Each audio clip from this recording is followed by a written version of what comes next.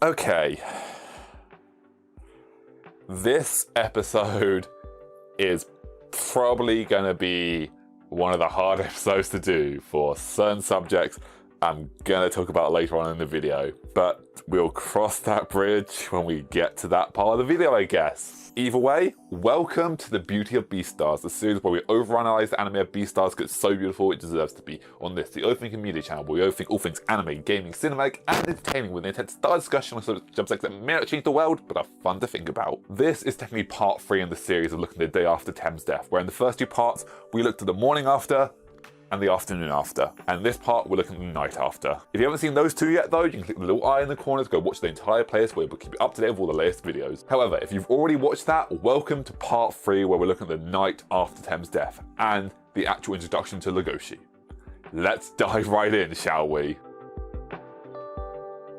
As always, first things first, let's discuss on a fundamental level, what is this scene? This scene opens with Els walking back to her dorm with one of her lemur friends. And she talks about how she's scared due to the fact that she thought Legoshi was eyeing her up, as well as how she believed he was saying, "You're next." Her lemur friend reassures her and just tells her that Legoshi's an odd guy and he's just like that. And shortly after, she leaves. As Elle goes to enter into the dorm, she suddenly hears something behind her.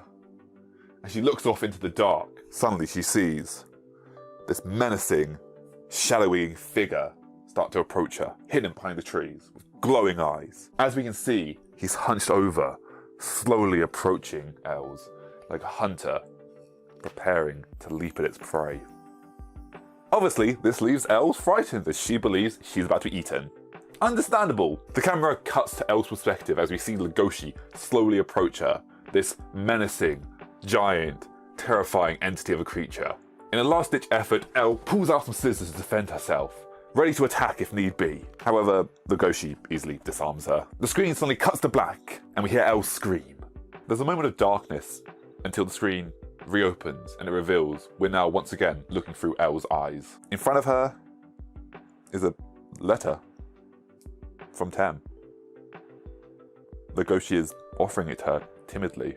The scene then transitions to show Legoshi and Elle sitting on the bench, just chatting. Legoshi mentions how Tem always had feelings for Els and how he wanted to give her the letter, however, sadly he died before he could. And after that, Legoshi goes to walk away. He's delivered his friend's letter. However, as he does, Elle apologizes for what she thought and what she said about him, that he wasn't actually a monster and she was wrong. She accepted her wrongness and that she's going to tell everyone that in fact Legoshi isn't a monster, he's just a friendly creature like her lemur friend said. But Legoshi shrugs this off and says that it won't change anything, and then he walks away. So, now that we've looked at the fundamental level of it, let's take a deeper look at what the scene's about. This scene is not only about Elle confronting the fact that she was wrong about Legoshi, but also us, the audience, were wrong about Legoshi, showing us that our preconceived notions were wrong, that Legoshi isn't what we thought he was. In stark contrast to this big, scary, menacing monster of a wolf everyone sees Legoshi as, in reality he's just this awkward, shy, timid wolf. And he was just making sure that his friend's feelings didn't go unknown.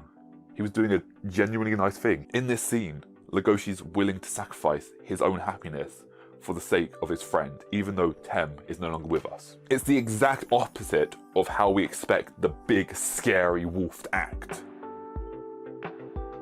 As for what it symbolizes here, I want to talk about things in a slightly out of order way. This scene is technically actually the first time we actually see Legoshi where he hasn't just been personified by the scene. I say technically because prior to the scene we have actually seen him in the changing room in the background. However, he wasn't the main focus of the scene, so for that reason I'm saying it's not the first time we actually see him. As well as in the first very opening scene where we see him lunge towards Haru. However, in this scene he has glowing red eyes. This is not the real Legoshi. His eyes don't actually glow, it's a personification of the scene. But if you want to make the point that the first time we actually see Legoshi is in the opening scene, I see your point. By all means, make that argument. I believe both perspectives are true, which comes back to the very concept of the Beastars series where nothing is black and white, it's all grey. It's up to interpretation as to what the reality is. As I said, One could argue that the opening scene is the first time we actually see Legoshi. However, another could say that we're not actually seeing the real Legoshi because the real Legoshi isn't a bloodthirsty carnivore. But then again, the original point could be that,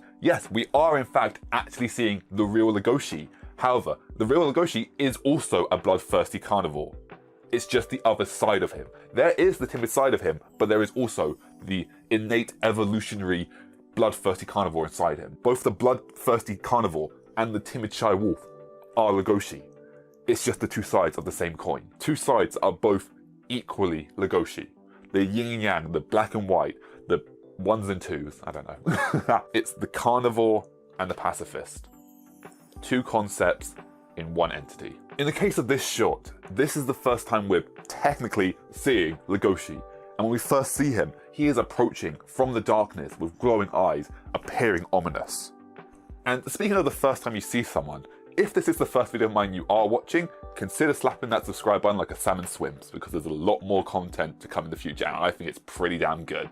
With that self-promotion out of the way, as Legoshi does approach Els, the shots we're shown of him are intentionally menacing. There's him stepping out of the darkness. There's him being shot from behind with just his claw in focus. The camera changes to Els' perspective as we see this giant, ominous beast aggressively approach her. And as he does, the light slowly illuminates his face. The way the light bounces off his face, appearing terrifying. The intent of the scene was obviously to imply that he is the big, bad, scary wolf, to lead into everything we expect him to be. From Els' perspective below Legoshi, the light shining down his face makes him look threatening. However, from the perspective of anyone just standing, say from a distance, just looking at them, it's just one entity talking to another one. Nothing really threatening about this. However, from the perspective we're shown in this scene, it changes entirely, which is one of the core concepts of Beastars. The whole world revolves around perspective. Depending on where you stand will change your perspective of the world. Depending on how you are raised will change your perspective of this world. Depending on who you've interacted with will change your perspective of the world. Depending on what you've chose to do changes your perspective of the world. Depending on how you choose to interpret what people say will change your perspective of the world.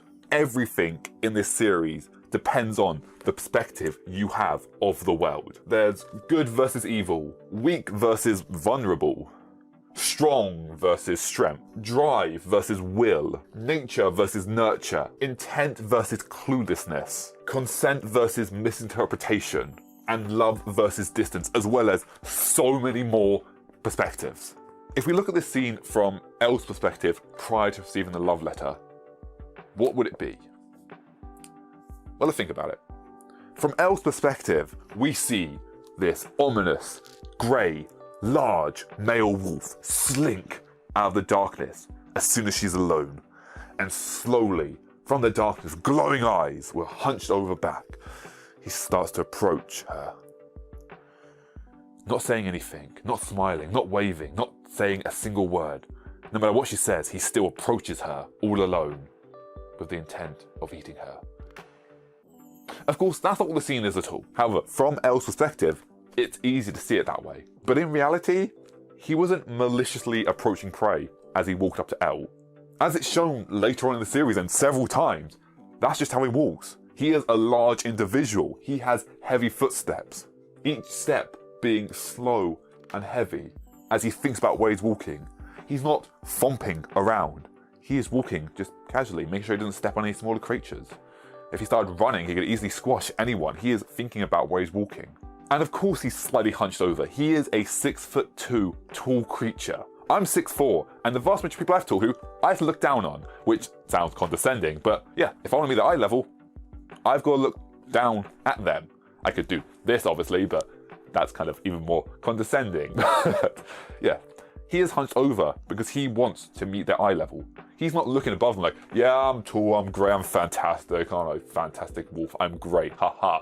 He's going, no, let me look into your eyes and let me acknowledge you. Had this scene been shot from a different angle, one could just believe Legoshi was walking Els home, like they do a few episodes later. How about that? Another reason he could have been walking slowly is he was doing his best not to appear threatening. Think about it. If you see a cat on the street, what do? You go, I want to pet it. Okay, let's just slowly walk up to it. Hey buddy, yeah, hi. Like, nothing in my hands, not gonna grab you, I'm all good. Let me just pet you. Good kitty. Yay, petting the kitty.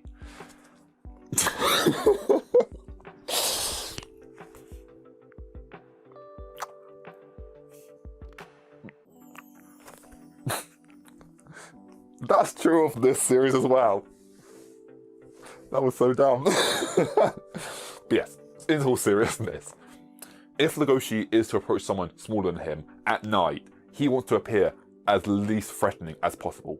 However, in this scene, Legoshi is doing his best not to appear threatening. He is walking up to her slowly so he can be like, hey, hi, I'm here, you see me? Yep, cool, hello, slowly approaching you. We're good, yeah, cool. Okay, cool, I'm getting closer to you. We good? Yeah, we're good. Okay, cool. Right, yeah, here's a letter. That was his intent. Whether or not it came across like that, well, the scene clearly showed it didn't. But what were his other choices? He could have run up to her, given her the letter, and then left. Sure, that's a great idea. Let's run through that scenario, shall we? If he were to run up to her, all Elle would see was this giant grey wolf sprinting towards her. That would be terrifying. How about a different approach? If he strided up to her. Letter. That would be something... First off, that would be something Legoshi would never do. But if he were to stride up to her, Elle would see this grey wolf approaching her with intent. Intent of what? She doesn't know, but from her own perspective, probably going to be eaten. But Legoshi, with power, strides up to her as he goes to land the letter over. That'd be terrifying. And hell, yeah, he could have just like casually walked up to her at a dorm. That's fine. It's just, you know, it's the middle of the night, it's the girls' dorm, and there's this giant grey wolf just casually walking towards you. That was my eyes. But yes, if Legoshi were to casually walk up to her, it'd probably be at least a little unsettling. By him walking slowly, he is doing his best to give Elle the time to acknowledge he's there. He stepped out from behind the tree and slowly approached her with the intent being, hi, I'm here. I'm coming towards you. Don't freak out. I'm walking slowly to appear as little as threatening as possible, so we good? We're good, yeah? Cool. Gonna keep approaching you. We're good? Okay, fantastic. And as I said earlier, even though he is slightly hunched over, he is not doing it because he's approaching prey, getting ready to lunge. He's doing it because he's respectful of the other people in the school. He's doing it. He is trying to meet Elle's eyes. He's not looking down on her. He's not seeing her as meat. He's not considering eating her. He's just being respectful, acknowledging her as an equal. Which, speaking of his eyes, even when his eyes were glowing as he approached Elle's, it wasn't maliciously. It's just the amazing use of animation showing realistic light because of course light refracts off Wolf's eyes, so they appear to be glowing. However, Legoshi is covered in fur from head to toe otherwise. He's a grey wolf, he's standing away from the light. Of course the rest of his body wouldn't be illuminated by the light, he'd be poorly lit. But of course, because his eyes refract the light, only his eyes would glow in the distance, which admittedly would be terrifying if you saw that. A giant shadowy figure in the distance with glowing eyes. That's terrifying. However, this scene shows that our preconceived notions about carnivores are often wrong, just like those of the herbivores in the series. We shouldn't judge Legoshi as a wolf just because he's a wolf. However, of course, for all intensive purposes, this episode has been purposely shooting him in a sinister light with the intent to infer that he was in fact sinister or evil. But that's kind of what happens when you don't do your own research and judge people on preconceived notions. As well as what actually happens when animators care enough about their craft and are willing to put that extra time in to make it that awesome. And having a company that is willing to give you the money to work that extra time. That's awesome. As I mentioned with Elle's perspective, this shot shows this beast towering over her, getting ready to eat his new prey, getting to devour a herbivore. But that's from her perspective. However, in reality, in this moment, Legoshi is most likely just trying to figure out the best way to deliver the love letter to Elle. But Legoshi isn't staring her down thinking, food. He's thinking, what do I do? Should I tell her that Tem liked her and then give her the letter? Or maybe I should ask her how she felt about Tem. No, maybe I should just pull out the letter and give it to her. Well, she doesn't like Tem though. I want to make my friend's feelings known though, so maybe this was a mistake. I shouldn't have done this. I should just take the letter out and leave, and that'll be that. Oh, she got scissors. Grab the scissors. Let's just give her the letter. Of course, in this moment, Elle can't hear Legoshi's internal monologue, and all she sees is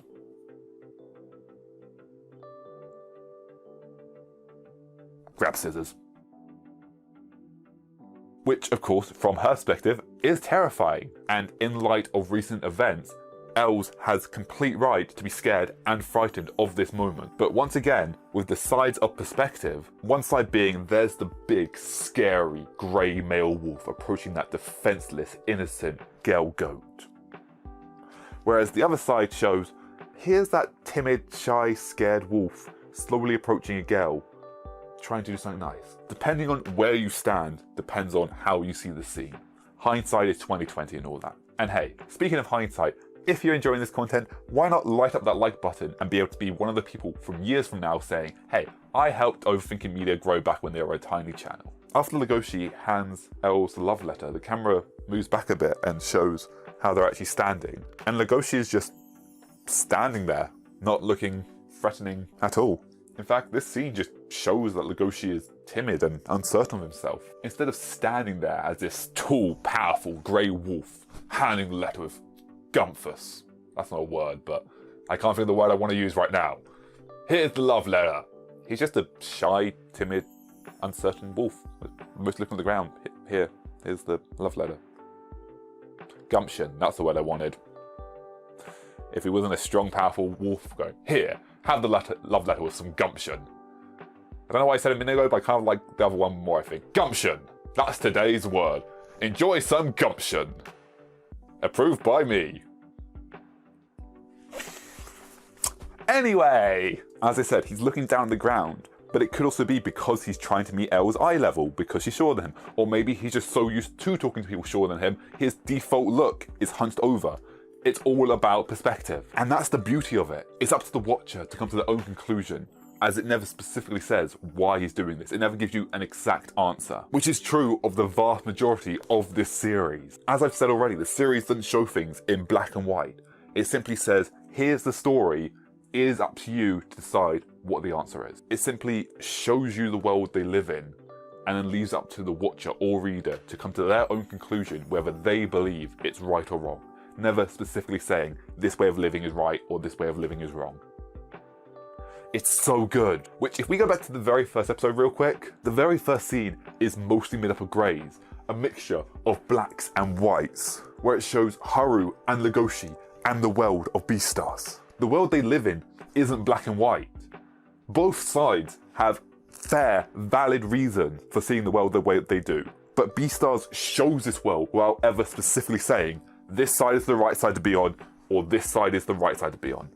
Both sides are equally valid for certain reasons, and both sides have valid reasons for believing other sides are wrong. Which is what makes this series so complex, as every scenario in the series has a subjective opinion to it, where it's up to the individual reading or watching to decide where they land individually on that subject, which is such an important thing to see about the real world as well. In every conversation, every argument, in every situation, there are three sides. There's your side, there's their side, and then there's the truth. Never write someone else's opinion off as wrong just because it doesn't align with what you believe is right. Because just remember, to them, your opinion of what you believe is right is wrong. Because to them, the way you see the world is the wrong way. However, to you, the way you see the world is the right, and the way they see it is the wrong way. But it's all about perspective. Haru being a white rabbit is the very image of purity. However, her way of living her life is something the school looks down on and everyone sees as shameful. However, once you see it from her perspective, you can understand both sides. Her story isn't black and white. Both sides have valid reasons. I won't argue that, but the series never specifically or explicitly says Haru is wrong for living her life this way, or Haru is right for living her life this way. It's a grey situation where you, the watcher or reader, are left to your own perspective, make your own personal opinion of whether you believe the way she lives her life is right or wrong. And then there's Legoshi, who is literally a grey wolf. That is an entirely another layer to this series. I'll make another video on that, but that's another layer to the onion. As Legoshi and Elle sit down on the benches, we can see that Legoshi, for the most part, avoids eye contact, awkwardly looking down at the ground instead of looking directly at Elle's. We can also see the tiniest squint in Elle's eyes and the slight tightening of her jaw, as we can now see all the thoughts now rushing through her brain as she looks at this grey wolf, and she realises that what she thought was wrong. She was wrong about him, which, once again, may I reiterate, is done with zero dialogue and can easily be missed. It's only through the fact that I'm going frame by frame through the series, in essence, and in some cases literally, that I even saw this.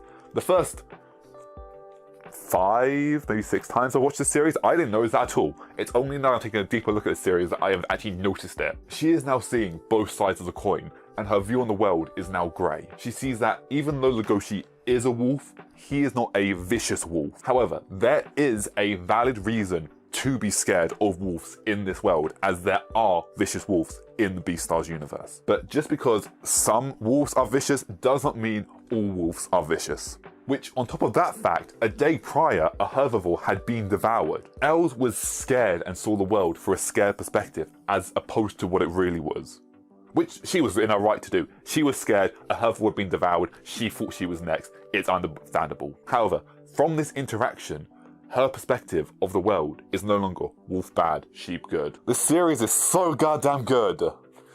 And hey, as of uploading this video, the channel is currently at this many subscribers, which I think is awesome. I'm guessing it's 12 right now. Currently, as of recording this, the actual voiceover with the camera is at 12. Don't know what will be when it be uploaded. I'm guessing it's still 12, but hey, to the new person that recently joined to the channel, welcome. You're awesome. Hope you enjoy my content. There's a lot more good stuff coming in the near future. Look forward to that, and we're slowly building our community, and I'm so excited for that. But, okay. I said at the start of the episode, this episode was going to be a hard one to talk about, because what I need to talk about next. So another reason I believe this series is so good is because how serious and real the series can get, which is something we first really actually see with the introduction to Legoshi. Let's talk about the... I'm gonna go for my script because I got things written out, but this section I'm going to jump around quite a bit talking about certain subjects, but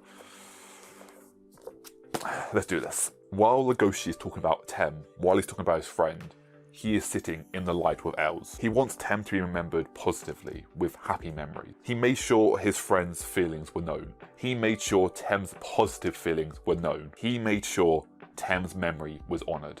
It isn't until Legoshi literally steps back into the darkness that he starts talking about himself. He's standing in the darkness, out of view from the world, just trying to blend into the background. And you can see the sadness in his eyes as he softly, slowly looks down.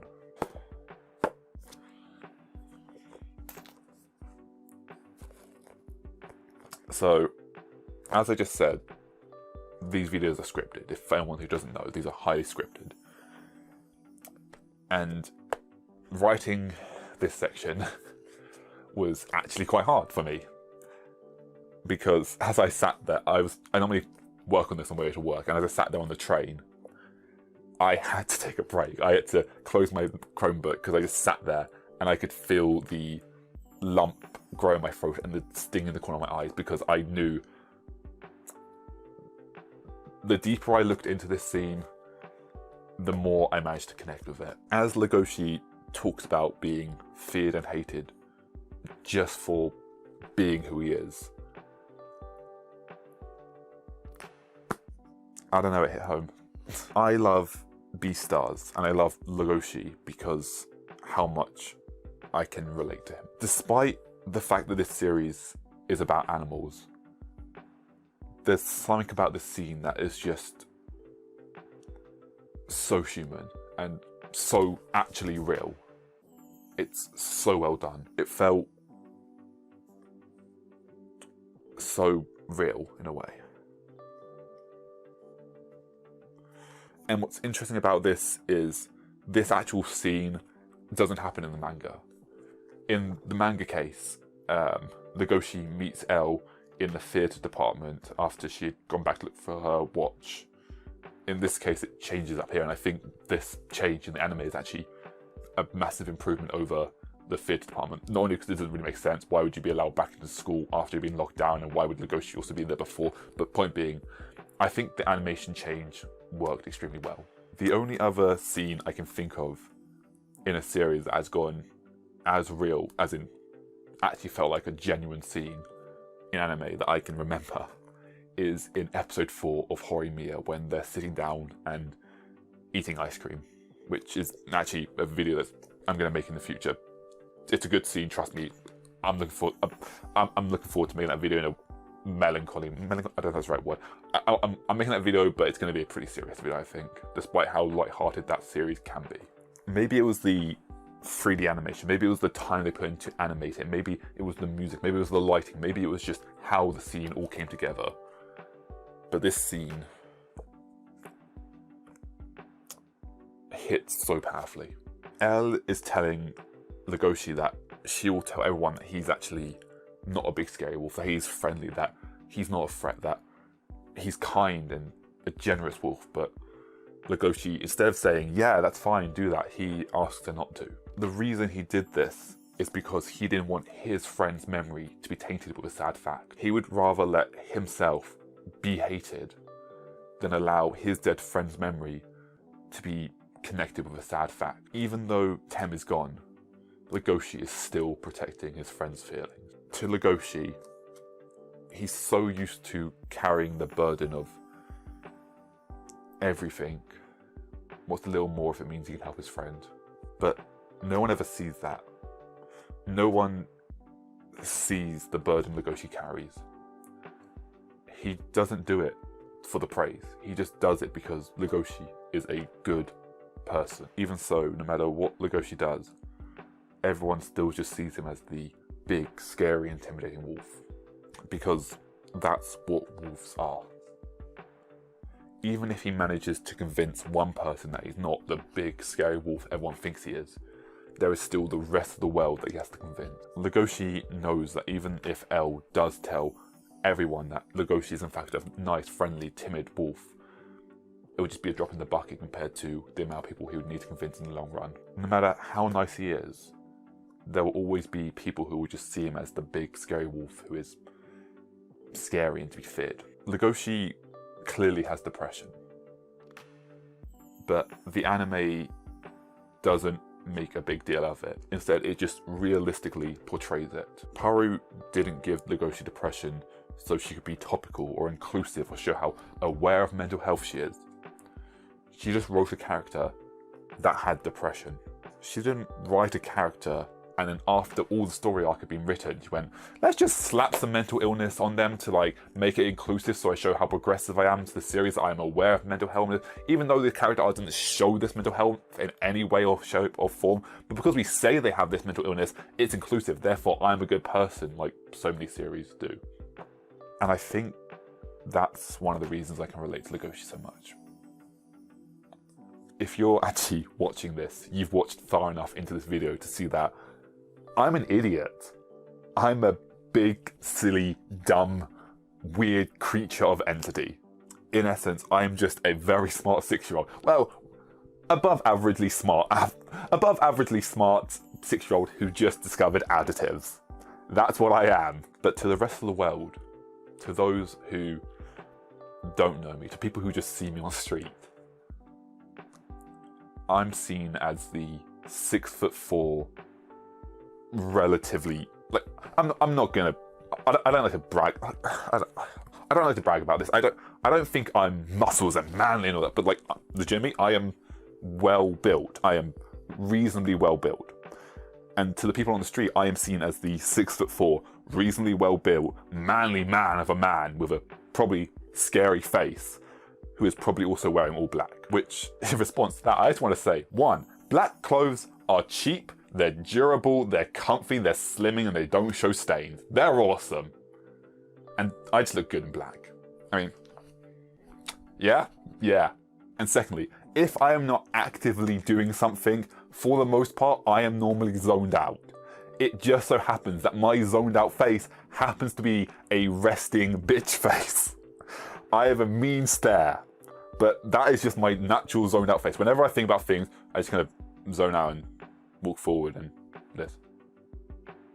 Which, yeah, this kind of doesn't look great if I'm wearing my black hoodie as well. I understand that. However, even though it looks like I'm scowling, there's a 90% chance that I'm not actually in a bad mood or angry or just scowling at nothing. I'm probably just zoned out, staring forward, music in my ear, thinking about what am I going to write next? What am I going to have for dinner? Did I lock my front door? Should I cross the road? Any of these things, I'm probably just zoned out thinking about random things. So if you ever do meet me, by all means, come up to me, say hi, tap me on the shoulder. I'll probably be like, hey! I wouldn't immediately go back to scowling, but yes, I'm probably completely zoned out, walking, probably looking quite angry unintentionally. And you walk up to me, tap me on the shoulder. Hey, nice to meet you. Oh, you'll need to introduce yourself first. Obviously, I'm like, tap on the shoulder. Do I know you? What's going on? Oh, you watch my channel? Oh, you're awesome. Let's get a picture together. That would be awesome. And in the 10% chance I am actually scowling at you, you know what you did.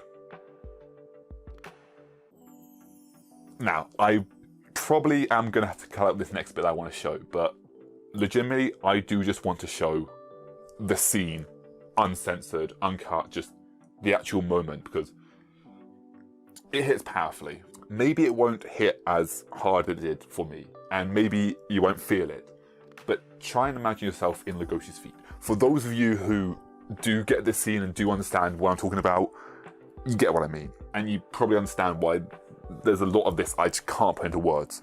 If you understand it, you get it, you know it, you know what I mean without having to say the words. And for those who don't feel it, I'm sorry, there's a hard way of putting this into words that I really can't do, but it's a feeling that if you feel it, you feel it. And now that we know who Legoshi actually is, let's go back to the start of the scene before we knew who Legoshi was.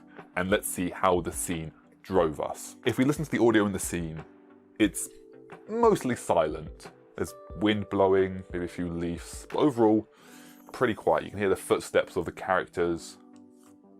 Nothing really notable. However, as Elle is left alone, suddenly you become aware of the unsettling, ominous music that actually has been there from the beginning of the scene. However, it's only once Legoshi starts to approach that you actually hear the music. The anime wants to put us in Elle's shoes, make us feel what she's feeling, scared, frightened, and on edge. This scene uses sounds that we have come to associate with horror. Now, I wasn't a musical theatre kid, and on top of that, I'm probably tone deaf, so I can't actually tell you what audio is in here, but according to the actual credits of this sound piece, is it credits, instruments? According to the internet, in this sound clip, the instruments used are guitars, ukuleles, and pianos. But even in my tone deaf sense, I'm pretty sure there is a mixture of gyros, is that how you say it?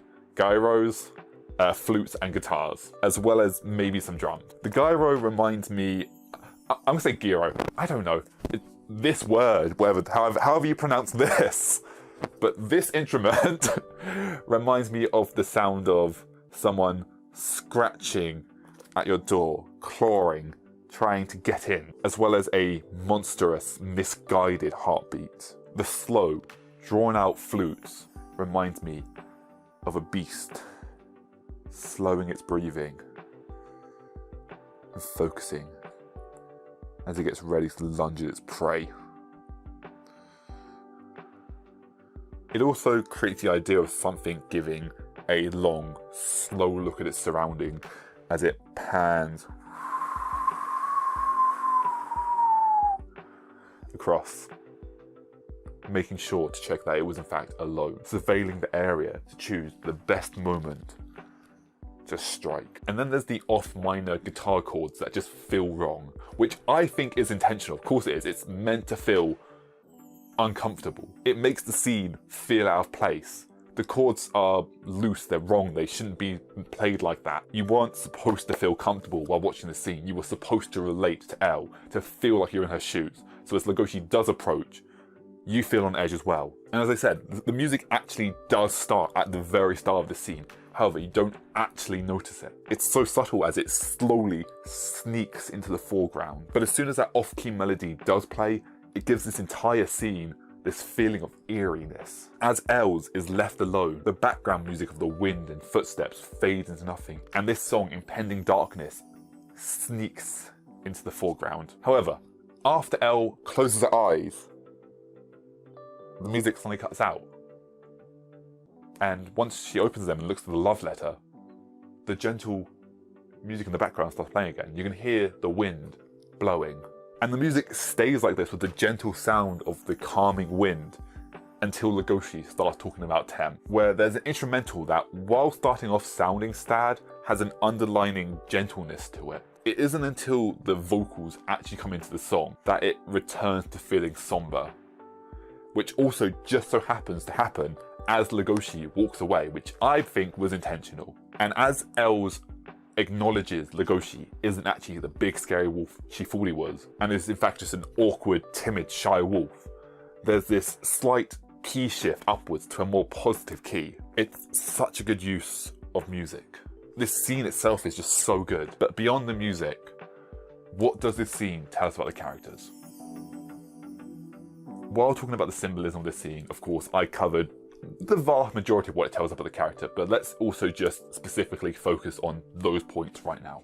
When it comes to Els, it shows us that through one single interaction, her perspective of the world has changed. She has grown as a person. She has realized that she was wrong about Legoshi, and she now has a new perspective of the world. As for when it comes to Legoshi, it shows us that in certain situations, he is socially uncertain how to act in those situations. He is fully aware that he is a massive wolf, and he is aware people see him as a massive wolf who could be seen as threatening. But it also shows us that Legoshi isn't like that.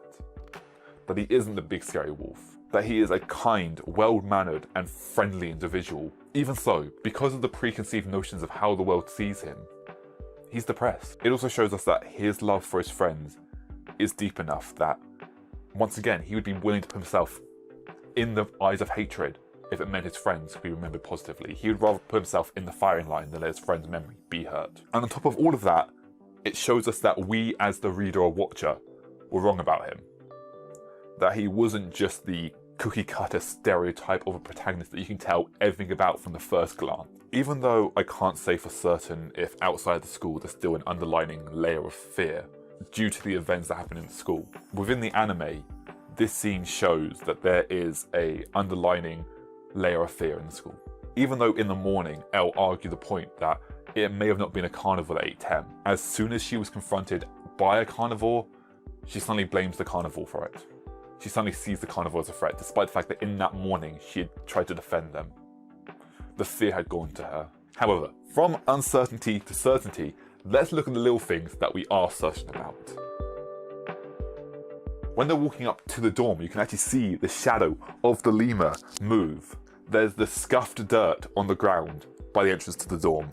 There's the way the light glints off Elle's scissors as she pulls them out. And there's the fact that, of course she would have scissors. She is in the theatre department. It's probably used for fabric. They are fabric scissors. So it makes logical sense that she would have scissors on her. The animation team didn't need a realistic reason for why Legoshi's eyes were glowing as he approached Elle. They could have just left it as a creative construct to help reinforce the idea of the scene, as so many different animes do. But instead, they changed the source material and gave a valid reason for why his eyes would be glowing in a realistic situation, while also still being enveloped in darkness. And as I mentioned earlier, there are the tiniest of micro expressions on Elle's face change as she comes to acknowledge Legoshi isn't what she thought he was.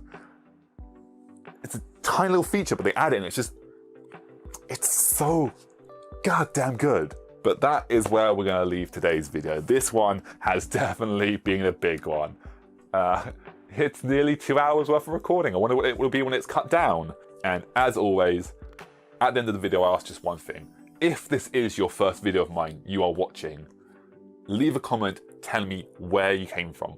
Whose video was it recommended? Was it the homepage? Was it someone else's video? Was someone else actually recommending me in their video? Was it someone's comment? Was it Reddit? Was it TikTok? Was it Facebook? Was it your friend showing you on their phone? Where did you come from? What made you want to click on this video? Where did you come from? I want to know where my community is coming from. I want to know where the people find my channel. I'm always curious by that fact. And look forward to the next episode where we're looking at Tem's Shrine and how the scene foretells the roads both Legoshi and Louis have to walk down throughout the series. Until then, thank you sincerely for watching, especially if you've watched this episode. If you're actually watching the entire episode and just skip to the end for whatever reason, I'm sure there's a valid reason you have, but yeah, if you actually watched the episode, thank you. This one's going to be a hard one to upload because, yeah, kind of hard to talk about that.